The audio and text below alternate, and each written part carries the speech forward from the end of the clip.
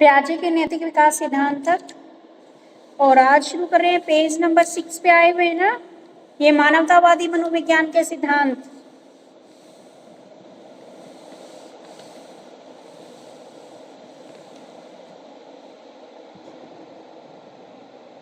चलिए, मानवतावादी मनोविज्ञान के सिद्धांत की व्याख्या कीजिए, या मैस्लो के आवश्यकता पदानुक्रम सिद्धांत की व्याख्या कीजिए। ह्यूमनिस्टिक साइकोलॉजी को बोलते हैं। यानी कि आमतौर पर अगर हम बच्चे क्या है कि बच्चे की डेवलपमेंट को एक्सप्लेन करने के लिए हम सिद्धांतों को दो वर्गों में बांटते हैं। ठीक है, इनमें से कुछ सिद्धांत ऐसे होते हैं जो ये मानते हैं कि बच्चे के अंदर बिहेवियर चेंज होने चाहिए। ठीक है, और कुछ ऐसे मानते हैं कि साइको एनालिटिकल थ्योरी है। कुछ तो क्या है, बच्चे के बिहेवियर में चेंज करने के लिए जन्मजात प्रेरक उत्पन्न करती हैं, और कुछ साइको एनालिटिकल थ्योरी होती है जिनको। और दूसरे वर्ग के सिद्धांत वे सिद्धांत होते हैं जो इस बात पर बल देते हैं कि बालक द्वारा अधिकांश बिहेवियर पर्यावरणीय कारकों के प्रभाव से सीखे जाते हैं। देखो, यहाँ पे शुरू होता है कि जो बच्चे की डेवलपमेंट है उससे रिलेटेड दो धारणाएं यहाँ पर दी गई हैं। एक जो थ्योरी है वो तो ये मानती है कि बच्चे का जो बिहेवियर है वह जन्मजात होता है, जिसको आप साइको एनालिटिकल थ्योरी कहते हैं। और दूसरा ये बोलता है सिद्धांत कि जो बच्चे का जो बिहेवियर है वह साइको एनालिटिकल नहीं है, बल्कि पर्यावरण के कारकों से भी प्रभावित होता है। तो इसमें आपका बंडूरा का सोशल लर्निंग थ्योरी और पियाजे की कॉग्निटिव डेवलपमेंट थ्योरी। और कुछ क्या मानते हैं, कुछ मनोवैज्ञानिक ऐसे भी हैं जो बालक के डेवलपमेंट की विवेचना किसी दूसरे दृष्टिकोण से करते हैं, जिसे आप ह्यूमनिस्टिक व्यू पॉइंट कहते हैं, मानवतावादी दृष्टिकोण कहते हैं। इस संदर्भ में आप मैस्लो और कार्ल रोजर्स का नाम प्रमुख है। मैस्लो ने 1954 में और कार्ल रोजर्स ने 1961 में अपने सिद्धांतों का प्रतिपादन किया है। ठीक है, जिन्हें हम मानवतावादी सिद्धांत या सेल्फ थ्योरी भी जिसको हम कहते हैं। तो विकास के मानवतावादी सिद्धांत का मुख्य बिंदु यह है कि बालक कई अमनोवैज्ञानिक क्षमताओं और शक्तियों का केंद्र होता है। विकास क्रम हर बालक अपने अंदर एक सेल्फ कंसेप्ट और उसका स्वयं का परसेप्शन होता है, डेवलप करता है। ठीक है, इससे वह अपनी क्षमताओं और सीमाओं का ज्ञान होने लगता है। फलस्वरूप बालक के भीतर एक विशिष्ट व्यक्ति का विकास शुरू हो जाता है। बालक अपनी आवश्यकताओं से अवगत हो जाता है। मानवतावादी सिद्धांत बालक के विकास के लिए उसके अंदर निहित विल पावर को अधिक महत्वपूर्ण मानते हैं। ठीक है, यहाँ तक कुछ समझ आया है?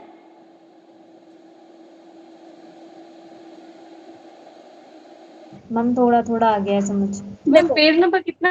पेज नंबर 6 है बेटे, पेज नंबर 6 से क्वेश्चन है, मानवतावादी मनोविज्ञान के सिद्धांत की व्याख्या कीजिए।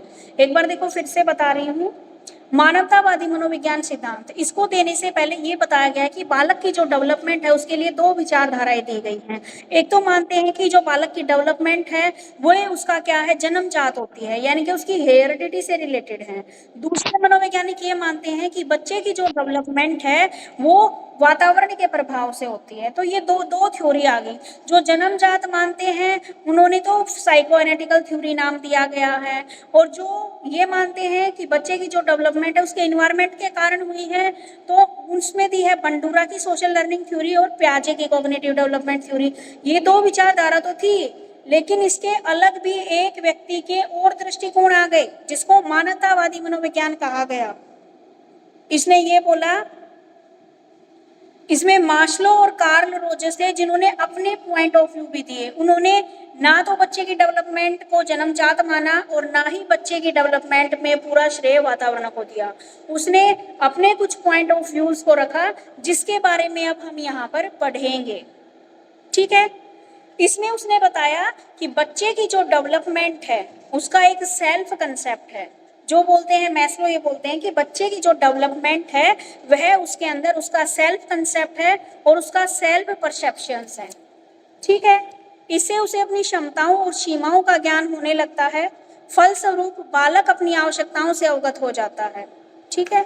बच्चे का क्या है, जो तीसरा व्यक्ति था यहाँ पर मास्लो, जिसने मानवतावादी सिद्धांत बोला, उसने पहले दोनों थ्योरीज को नहीं माना। उसने ये माना कि बच्चे की जो डेवलपमेंट होती है वो सेल्फ कंसेप्ट, कि बच्चे की भी अपनी सोच होती है, बच्चे का भी अपना कुछ देखने का नजरिया होता है, उससे बच्चे की डेवलपमेंट होती है, उसने ये माना है। बच्चे के अंदर भी कुछ क्षमताएं होती हैं, कुछ सीमाएं होती हैं।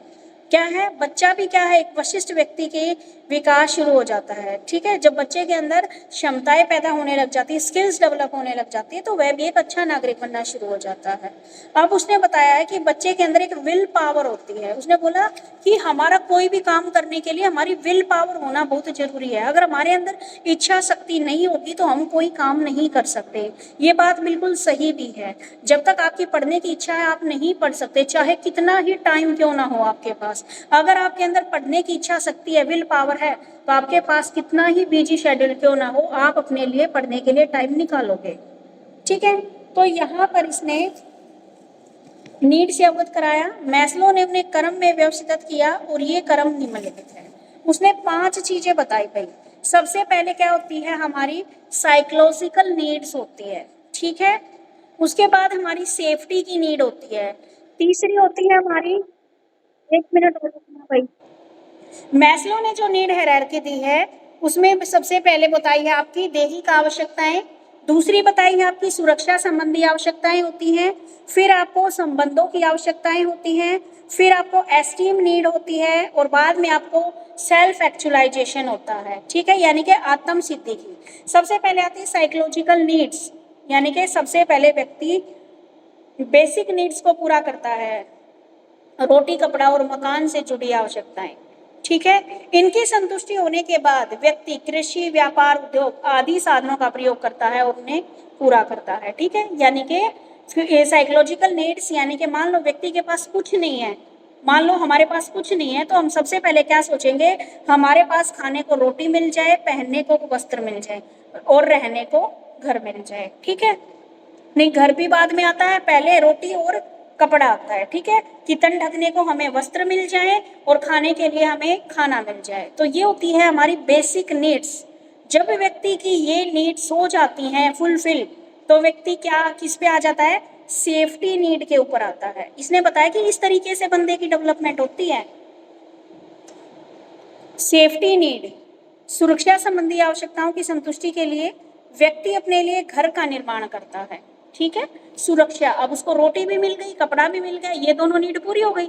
अब उसको चाहिए रहने के लिए मकान, घर चाहिए, जिसमें अपना वह जीवन व्यतीत कर सके और उसको एक सुरक्षा महसूस हो सके, इसलिए वह बैंकों आदि से धन एकत्रित करता है। तो दूसरी आ गई सुरक्षा की नीड। अब उसका घर भी बन गया, चलो दूसरी नीड भी पूरी हो गई।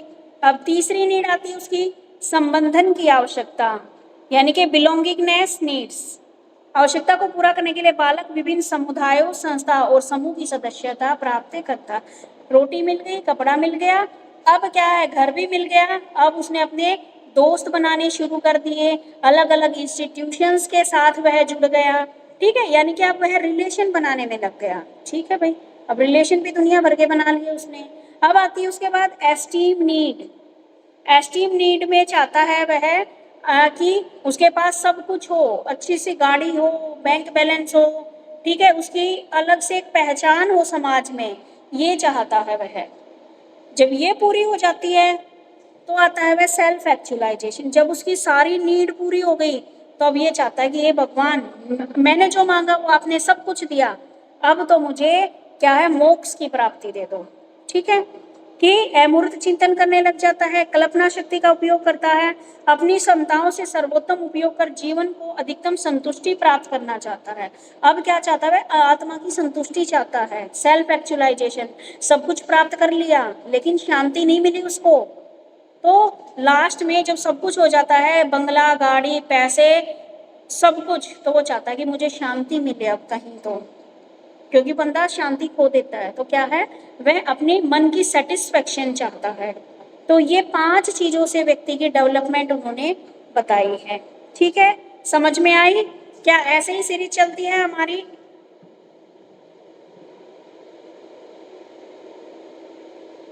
Yes ma'am. ऐसे ही करते हैं ना हम, पहले हमें खाने को रोटी चाहिए, पहनने को कपड़े चाहिए, फिर हमें घर चाहिए, दोनों चीजें मिल गई तो फिर भाई हम फ्रेंड बना रहे हैं, कभी कहीं पर घूम रहे हैं, ठीक है, ये सारी चीजें पूरी हुई तो हम चाहते हैं भाई अब तो हमारा समाज में एक अलग से नाम हो, मेरे पास ये वाली गाड़ी हो, मेरे पास ये वाली चीज हो, वो सब भी प्राप्त कर लेते हो। तो लास्ट में चाहते हो, अब तुमने पूरा जीवन जी लिया अच्छे से, तो ये चाहते हो भगवान मुझे संतुष्टि मिल जाए, शांति मिल जाए, तो आप तीर्थ स्थलों पे जाते हो या ये काम करते हो। तो इन्होंने बताया है मैस्लो ने कि एक व्यक्ति की डेवलपमेंट के ये चरण होते हैं, ठीक है। और मैस्लो के अकॉर्डिंग उपयुक्त आवश्यकताओं की पूर्ति के लिए सभी बालक अभिप्रेरित होते हैं और इन सब काम को करने के लिए सभी बच्चे मोटिवेटेड होते हैं। सर्वप्रथम लोअर ऑर्डर नीड की पूर्ति आवश्यकता होती है, ठीक है। फिर दैहिक सुरक्षा और संबंधन की आवश्यकता निम्न स्तरीय है। उसके बाद है आपकी, जब ये नीड पूरी हो जाती है तो हम हायर ऑर्डर की नीड के ऊपर चलते हैं, यानी कि आपकी पहली जो 3 हैं वे तो क्या है आपकी लोअर ऑर्डर नीड्स, उसके बाद सेकंड 2 हैं वे हैं आपकी हायर ऑर्डर नीड्स। तो ऑलमोस्ट जितनी जनता है इंडिया में वो 3 नीड के ऊपर ही रह जाती है। कुछ परसेंट आपके प्रतिष्ठा की नीड पर चले जाते हैं, सिर्फ कुछ ही 2 या 3% ऐसे व्यक्ति हैं जो सेल्फ एक्चुअलाइजेशन तक पहुंचते हैं, नहीं तो 3 तक तो सभी पहुंचते हैं। ऑलमोस्ट अब तो जमाना ऐसा आ गया है, लोगों के पास पैसा ज़्यादा हो गया है तो चौथी नीड तक भी पहुंच जाते हैं, लेकिन 5वीं नीड तक कुछ परसेंट लोग ही पहुंच जाते हैं, क्योंकि ऐसा कोई बंदा नहीं है जिसको मिल गया तो वो और पाने की कोशिश में रहता है, ठीक है। अब इसमें सेल्फ एक्चुअलाइजेशन के स्तर तक नहीं पहुंच पाते हैं, ये बालक सही बात कही है कि सभी व्यक्ति सेल्फ एक्चुअलाइजेशन तक नहीं पहुंच पाते हैं कि उनको सब चीजों की संतुष्टि हो जाए। अब है कार्ल रोजर्स के अकॉर्डिंग, ये तो था मैस्लो के अकॉर्डिंग, और कार्ल रोजर्स क्या बोलते हैं इन पांचों के बारे में कि बालकों के अंदर फुल्ली फंक्शनिंग एक व्यक्ति बनाने की क्षमता छिपी होती है और अन्य व्यक्तियों की सहायता से वह अपने भीतर एक सुदृढ़ व्यक्तित्व विकसित कर सकता है। कि क्या है, बच्चे के अंदर फुली फंक्शनिंग होती है, पूर्णतः क्रियाशीलता एक व्यक्ति बनने की क्षमता छिपी होती है और अन्य व्यक्तियों की सहायता से अपने भीतर एक दृढ़ व्यक्तित्व विकसित करता है। परामर्शदाता और चिकित्सक के रूप में वे रोगी के अपने रोग के निदान और उपचार में स्वयं सक्रिय भूमिका निभाने के लिए प्रेरित कर सकते हैं और इसी सिद्धांत के आधार पर बाल विकास को भी समझाया जाता है। बालक को किसी ऐसी परिस्थिति में रखा जाए जिससे वह स्वयं अपनी क्षमताओं को पहचाने और उनका उपयोग कर समुचित व्यवहार कर सके। ऐसा होने पर बालक अपने चिंतन एवं व्यवहार में मौलिकता, नवीनता और सृजनशीलता का प्रदर्शन कर सकता है। कार्ल रोजर्स के अनुसार बालक ने पूर्णतः फुली फंक्शनिंग एक व्यक्ति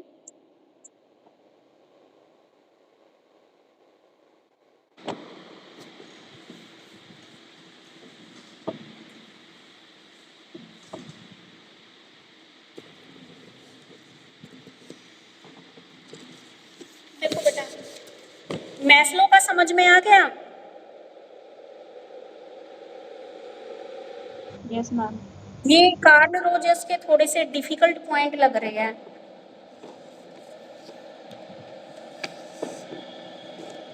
देखो भाई कार्ल रोजर्स के भी देखने, देखो भाई ये कार्ल रोजर्स है, उन्होंने भी कुछ ऐसे ही बोला है कि बच्चा क्या होता है, पूर्णतः क्रियाशील होता है और उसको एक अंदर से काम करने की क्षमता उसके अंदर छिपी हुई होती है। ये बात सही है, सब बच्चे अगर क्या है, अगर हम उनको सही से मोटिवेट करें तो सबके अंदर कुछ ना कुछ करने की योग्यता होती है।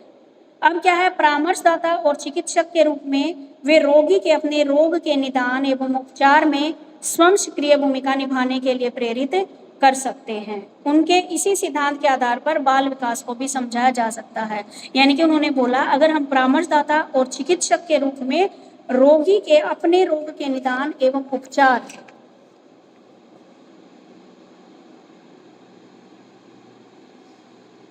देखो सेकंड पॉइंट बड़ा डिफिकल्ट है, इसने ये बोला है जैसे हम किसी भी डॉक्टर के रूप में रोगी के अपने रोग के निदान और उपचार में स्वयं क्या होते हैं, एक्टिव भूमिका निभाते हैं और उसको करने के लिए प्रेरित करते हैं, तो उनके इसी सिद्धांत के आधार पर बाल विकास को भी समझा जा सकता है कि जिस प्रकार एक डॉक्टर अपने पेशेंट को देखने के लिए एक्टिव रहता है, वैसे ही हम बच्चे को भी क्या है, चाइल्ड डेवलपमेंट को भी समझा सकते हैं।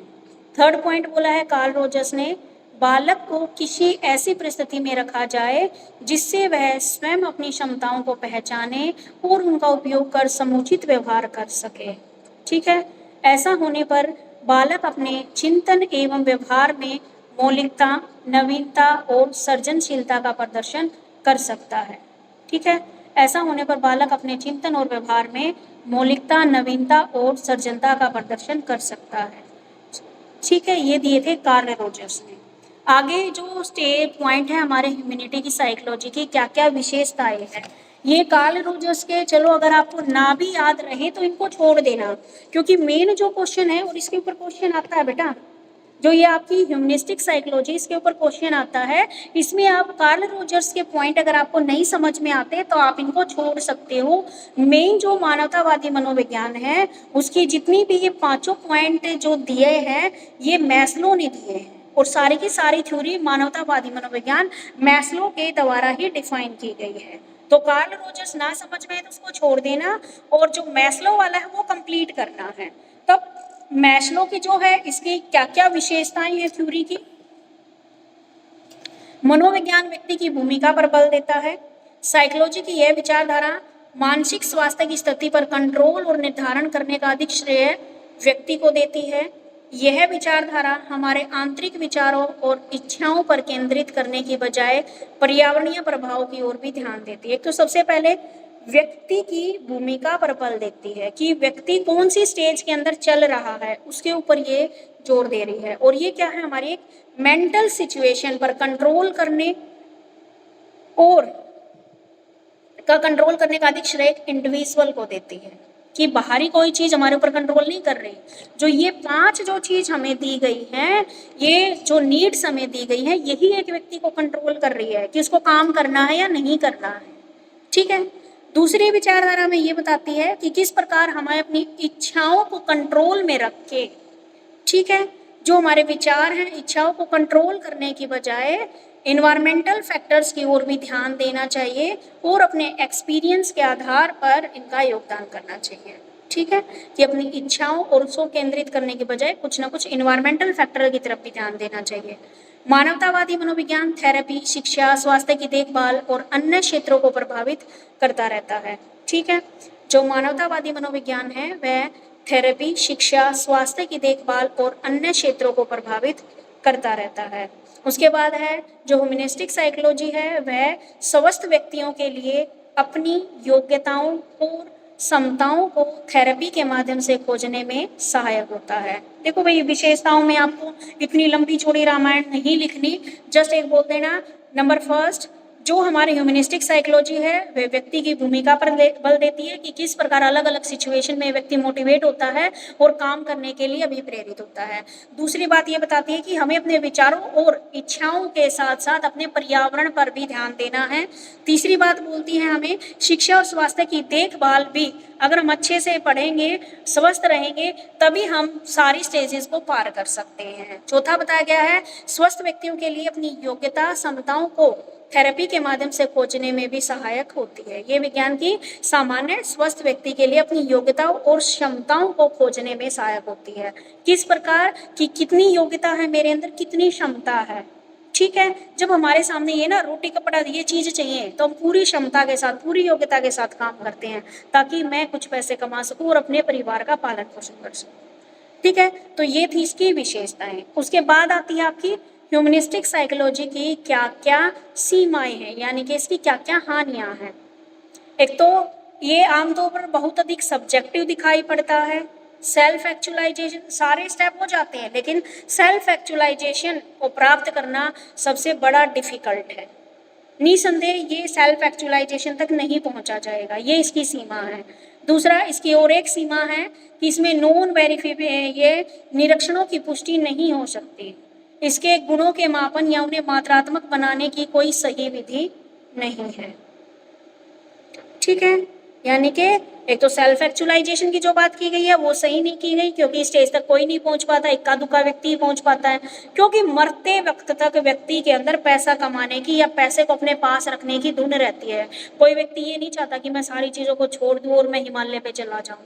तो कुछ परसेंट ही ऐसे होते हैं जो कुछ परसेंट होते हैं जो सेल्फ एक्चुअलाइजेशन में जाना चाहते हैं, तो वो शुरू से ही अध्यात्म की तरफ चले जाते हैं, तो वो बीच की 3-4 चीजों को छोड़ देते हैं। ठीक है, समझ में आया?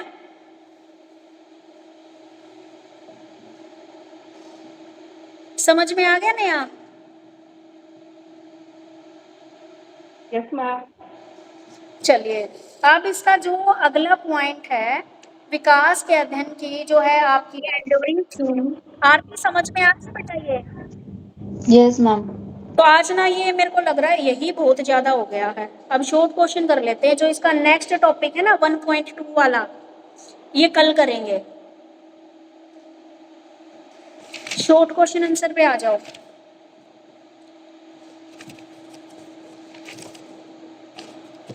कितने हो गए थे इसके शॉर्ट क्वेश्चन आंसर? तो लगभग मैम 12 हो गए थे। 12 हो गए थे। चलिए अब देखते हैं 13 वाला क्वेश्चन, निरीक्षण का अर्थ बताइए। पढ़ना बेटा जरा।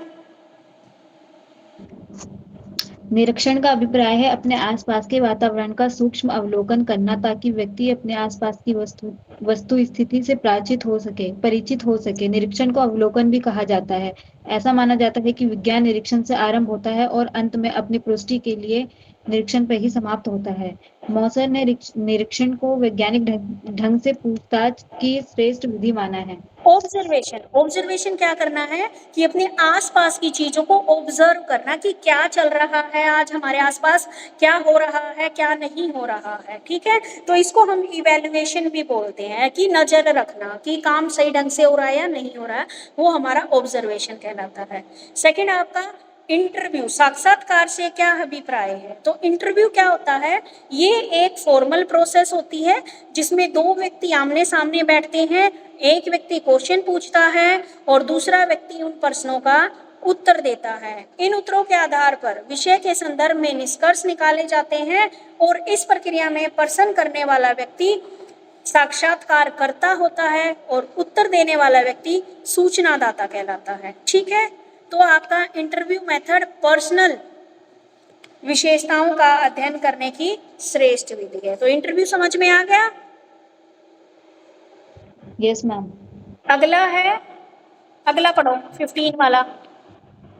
बालकों से संबंधित परावर्तक पत्रिका का परिचय दीजिए। बालकों से संबंधित परावर्तक पत्रिका का वो नोटबुक, डायरी अथवा कागज का टुकड़ा है जिसका प्रयोग बालक अपने स्वयं के विचारों को लिखने हेतु करते हैं। इस प्रकार के पत्रिका लेखन से बालकों में अधिसंज्ञानात्मक कौशलों के विकास को प्रोत्साहित किया जा सकता है। इस पत्रिका का द्वारा बालक स्वयं का मूल्यांकन कर सकते हैं तथा ये मालूम कर सकते हैं कि वे क्या जानते हैं। ठीक है, परावर्तक पत्रिका क्या है? जब हम अपने बच्चों को देते हैं ना डायरी की, बेटा ये ले लो या ये नोटबुक ले लो, इसमें जो आपको अच्छा लगे, चाहे आप ड्राइंग करो चाहे कुछ लिखो, तो वो यहाँ पर क्या बताई गई है? परावर्तक पत्रिका बताई गई। इससे बच्चे की क्या होती है? कौशल डेवलप होते हैं, जो स्किल्स है वो डेवलप होती है। क्योंकि बच्चा इस डायरी में क्या है, ये स्कूल डायरी नहीं है कोई भी, हमने बच्चे को खुद के विचार या खुद के जो ड्राइंग वगैरह करने के लिए उसको दे रखी है, तो बच्चा स्वतंत्र रूप से वहां पर काम कर रहा है। ठीक है, बालक स्वयं का इवैल्यूएशन यहाँ पे कर रहा है। अगला,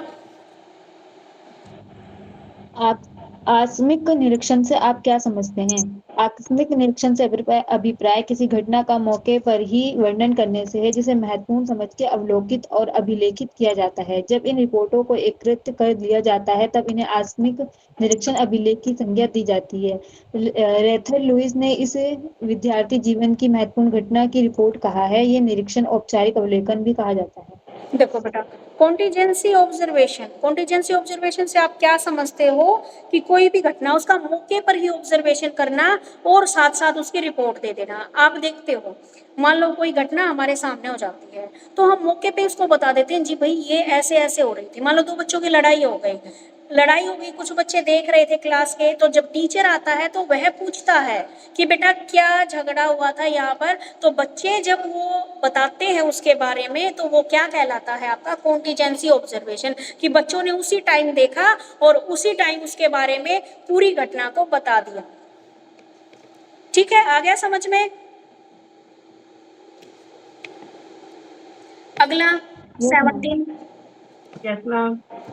साक्षात्कार के प्रकारों का चार्ट तैयार कीजिए। साक्षात्कार के प्रकार। साक्षात्कार को कई आधारों पर वर्गीकृत किया गया है। साक्षात्कार के प्रमुख वर्गीकरण निम्नलिखित हैं। फर्स्ट है संरचना के आधार पर साक्षात्कार का वर्गीकरण। संरचित साक्षात्कार, असंरचित साक्षात्कार, अर्धसंरचित साक्षात्कार या केंद्रित साक्षात्कार।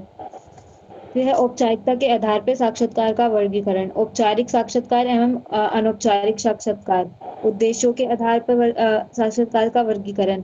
निदानात्मक साक्षात्कार, उपचारात्मक साक्षात्कार एवं अनुसंधान साक्षात्कार। संपर्क के स्वरूप के आधार पर साक्षात्कार का वर्गीकरण। अल्पकालिक साक्षात्कार, दीर्घकालिक साक्षात्कार एवं पुनरावृत्ति साक्षात्कार। उत्तरदाताओं की संख्या के आधार पर साक्षात्कार का वर्गीकरण। व्यक्तिगत या व्यक्तित्व साक्षात्कार एवं सामूहिक साक्षात्कार। देखो बेटा, इसने बोल दिया टाइप ऑफ इंटरव्यू। इंटरव्यू के कौन कौन से टाइप हैं भाई? इसके हैं आपके, एक तो है ऑर्गेनाइजेशन के आधार पर आपका ऑर्गेनाइज्ड इंटरव्यू या अनऑर्गेनाइज्ड इंटरव्यू। एक होता है आपका अर्ध ऑर्गेनाइज्ड इंटरव्यू या सेंट्रल इंटरव्यू जिसको बोल सकते हो। ऑर्गेनाइज्ड इंटरव्यू, ऑर्गेनाइज्ड मतलब जो किसी संस्थान इंस्टीट्यूट ने किया हुआ है, ठीक है, आप इंटरव्यू दे रहे हो, यानी कि पहले से जो फिक्स है। एक होता है अनऑर्गेनाइज्ड, भाई फिक्स नहीं था, आपने तो वैसे ही किसी से बातचीत कर ली और आपकी वहां पर जॉब डन हो गई, ठीक है, या फिर आप किसी और चीज के बारे में इंफॉर्मेशन दे रहे थे और वो ले रहा था, ठीक है, ये होता है अनऑर्गेनाइज्ड इंटरव्यू। उसके बाद होता है आपका सेंट्रल इंटरव्यू, यानी कि कुछ परसेंट ये हो गया कि पहले से निर्धारित था, कुछ ये था पक्का नहीं था, हो भी सकता है नहीं भी हो सकता, ये वाला होता है। एक होता है फॉर्मल और इनफॉर्मल। फॉर्मल होता है इंटरव्यू, जैसे आप जॉब के लिए कोई इंटरव्यू दे रहे हो। इनफॉर्मल हो गया आपका, मान लो कोई भी रिपोर्टर आपके वहाँ पे आ गए, ठीक है, अचानक से आपसे कोई क्वेश्चन करने लगे, तो वो इनफॉर्मल वे में आ गया, ठीक है। आगे आगे उद्देश्य के, एक तो फॉर्मल मान लो रिपोर्टर से ही पूछ लो तुम, जैसे एक तो फॉर्मल हो गया कि रिपोर्टर ने आपको टाइम दे दिया जी हम आपका इंटरव्यू लेंगे। एक उन्होंने कोई भी जैसे जंग छिड़ी हुई है अभी, किसी से भी कोई भी सवाल पूछ लिया, वो इनफॉर्मल होता है। उसके बाद है उद्देश्यों के आधार पर, ऑब्जेक्टिव के आधार, मान लो कोई उद्देश्य है हमारा। एक तो होता है हमारा रेमेडियल इंटरव्यू। रेमेडियल यानी कि मान लो कोई प्रॉब्लम चल रही है तो उसका सॉल्यूशन लेने के लिए हम लोगों से बात कर रहे हैं कि क्या इसका सॉल्यूशन निकाल सकते हैं हम इस प्रॉब्लम का। उसके बाद है हमारा निदानात्मक डायग्नोस्टिक। डायग्नोस्टिक इंटरव्यू होता है। डायग्नोस्टिक में ये देखना होता है कि भाई तुम्हें क्या प्रॉब्लम है, इसके बारे में पता लगाना होता है। उपचारात्मक में आता है कि जो प्रॉब्लम थी उसको किस प्रकार सोल्व किया जाए। और रिसर्च साक्षात्कार होता है, मान लो कोई बच्चा रिसर्च कर रहा है, चाहे कोई साइंटिस्ट रिसर्च कर रहा है या फिर पीएचडी के क्षेत्र में कोई रिसर्च कर रहा है, तो उससे रिलेटेड तो वह अपनी रिसर्च को कंप्लीट करने के लिए जो डाटा कलेक्ट करता है, तो वो वाला इंटरव्यू इसमें शामिल होता है। उसके बाद है आपका संपर्क के स्वरूप के आधार पर इंटरव्यू। इसमें आपका short term interview, long term interview या रिव्यू इंटरव्यू, ठीक है। संपर्क के साधा हमने शॉर्ट टर्म के लिए छोटा सा इंटरव्यू ले लिया, लॉन्ग टर्म लंबा इंटरव्यू ले लिया। एक आपने सिर्फ रिव्यू लिया, रिव्यू लेते हैं ना हम कि भाई हमारी ऐप को रिव्यू दीजिए। आप मान लो किसी भी शोरूम पे जाते हो तो वो भी क्या है, रिव्यू मांगते हैं आपसे। उसके बाद है उत्तरदाताओं की संख्या के आधार पर साक्षात्कार, पर्सनल इंटरव्यू और आपके ग्रुप इंटरव्यू, ठीक है, पर्सनल इंटरव्यू और ग्रुप इंटरव्यू। समझ में आ गए इंटरव्यू के टाइप? Yes ma'am. चलिए Yes. अगला पढ़ो। नेक्स्ट है स्वाभाविक निरीक्षण क्या है। स्वाभाविक निरीक्षण का अर्थ है बालकों के बारे में जैसा वे व्यवहार करते हैं और वह भी उसके वास्तविक पर्यावरण में जिसमें वे रहते हैं से है। जब स्वाभाविक परिस्थितियों में व्यवहार का अध्ययन किया जाता है तब ऐसे निरीक्षण को स्वाभाविक निरीक्षण कहा जाता है। स्वाभाविक निरीक्षण को क्षेत्र अध्ययन या विधि या क्रमबद्ध प्रेक्षण का नाम भी दिया जाता है। देखो अब स्वाभाविक निरीक्षण कैसा है कि बच्चों के बारे में जैसा वे बिहेवियर करते हैं वह भी उनके वास्तविक पर्यावरण में जिसमें वे रहते हैं, तो स्वाभाविक परिस्थितियों में, यानी कि बच्चा जैसा बिहेवियर कर रहा है ना, हम बच्चा जैसा बन के उससे पूछ रहे हैं, ठीक है। कई बार देखो हमें बच्चों से अगर कोई बात पूछनी है, डराएंगे धमकाएंगे, बच्चा नहीं बताता। अगर हम उनको प्यार से और उन्हीं के तरीके से पूछते तो वो स्वाभाविक ऑब्जर्वेशन कहा गया है, ठीक है। तो इसमें परिस्थितियों में व्यवहार का अध्ययन किया जाता है कि बच्चा कैसा बिहेवियर कर रहा है एक स्पेसिफिक सिचुएशन के अंदर, तो उसको क्या है, स्वाभाविक ऑब्जर्वेशन कहा जाता है। और स्वाभाविक ऑब्जर्वेशन का क्षेत्र अध्ययन विधि और क्रमबद्ध परीक्षण के नाम पर दिया जाता है। ठीक है, तो ये था आपका स्वाभाविक निरीक्षण। ठीक है, समझ में आ गया। अब रह गया 1 2 3 4 5। ये 5 क्वेश्चन हम कब करेंगे, कल कर ले या आज ही खत्म करवाऊं?